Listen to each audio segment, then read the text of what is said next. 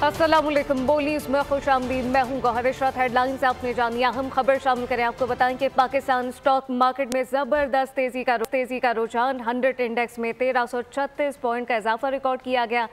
Market पहली बार 1,15,638 point पर trade कर रही है। तफसीलात क्या है, कफील अहमद से जानते हैं। जी कफील।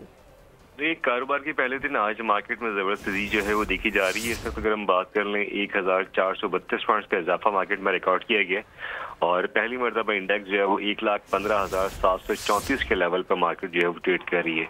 इससे कबल 1,15,826 तक भी मार्केट जो है वो ट्रेड हुई है। ओवरऑल सेंटिमेंट पॉजिटिव है और कारोबार का पहला दिन जो है वो मार्केट में इस वक्त जो है वो दीगर मुख्तलिफ सेक्टर्स के अंदर ये वो सरमायाकारी की जा रही है। यही वजूहत है कि मार्केट इस वक्त जो है वो हाईएस्ट लेवल के ऊपर ट्रेड कर रही है। स्टॉक मार्केट में इस वक्त तेजी का रुझान है। कफील अहमद अपडेट कर रहे थे, आपका शुक्रिया।